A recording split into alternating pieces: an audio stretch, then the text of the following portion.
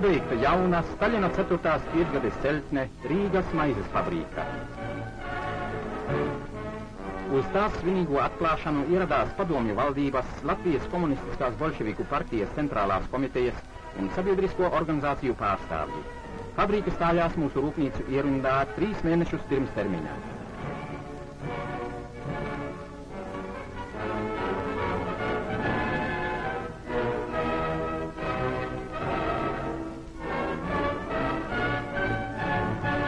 Spēcīgie mehanizētie cehi diennaktī veidot 60 tonnas augstvērtīgas, labi ceptas maizes.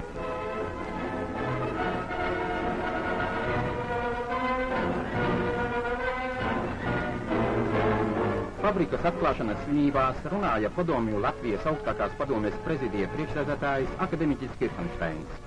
Rīga saņem jaunu, modernu maizes fabriku, kādas mums līdz šim nav bijis. Rīdzinieki būs nodrošināti ar garšīgu, augstas kvalitātes maizi.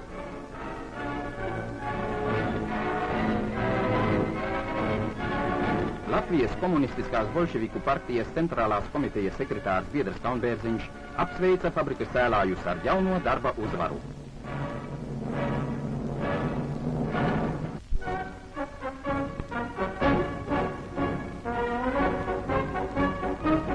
Daugavpils ielās skan muzika. Ikdienas daugavpilieši pulcējas it kā uz svētkiem, kopējā celtniecības darbā būvējot jauno tramvaja līniju. Dzelzceļnieki un audēji, grāmatveži un mājsaimnieces, kalpotāji un mācības spēki, visi kā viens brīvprātīgi atdod savu darba spēku un pūliņus dzimtai pilsētai. Buržuaziskās valdības laikā 10 gadus gudroja par tramvaja būvi Daugavpilī, bet līdz darbiem netika. Tikai padomju iekārtas laikā pati tauta kopā ar saviem deputātiem šo nodomu izveda dzīvē.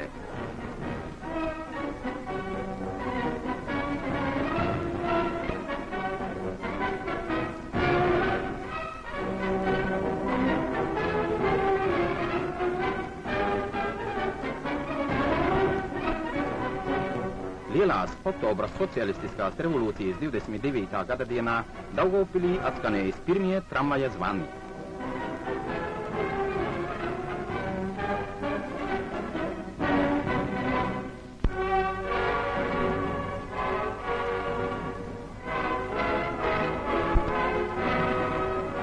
Lūk, Ventspils osta. Tas nozīmē, ka noslēdzies vēl viens brauciens. Dzimtenē atvestā atkal jauna preču krava.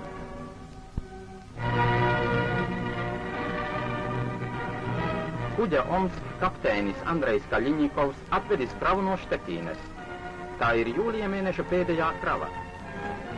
Ar šo braucienu kuģis ir izpildījis Latvijas kuģniecības pusgada plānu.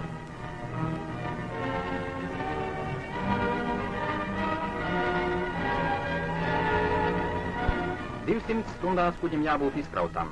Tā tas paredzēts darba plānā, bet Ventspils ostas strādnieki šo laiku uzskata par garu. Viņi zina, ka valstī ir no svara katra minūte.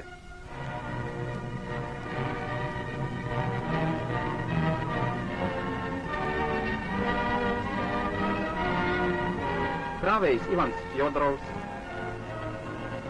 brigadieris Nikolajs Kostrugovs un celtņu mehaniķis Ļeģenkovs parāda, ko nozīmē stakānviešu darbs. Viņi ir labākie ostas strādnieku kolektīvā. Kolektīvā, kas panāca, ka kuģi izkrāva nevis 200, bet 40 stundās.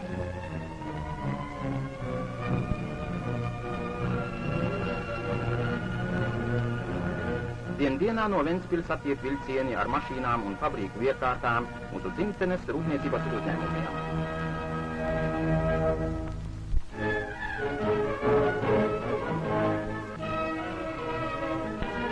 Vilvārdes pagastā ziemāju pļauja beigusies.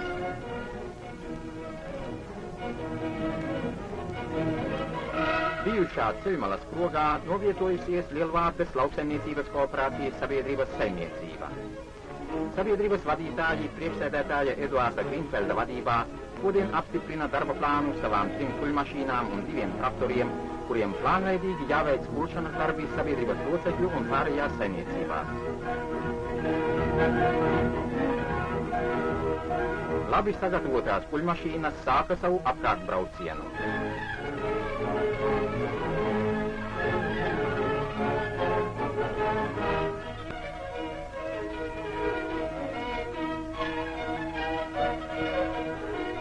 Pulšanu iesāka pie sabiedrības locekļa Pētera Peņčuka. Viņa kaimiņi, arī sabiedrības biedri, iet palīgā citam, organizējot kopēju talku.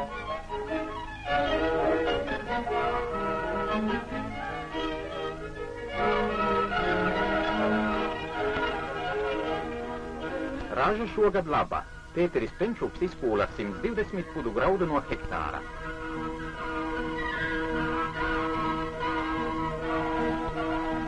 Vienā dienā kuļmašīna apkūla 3 savas sabiedrības locekļu saimniecības.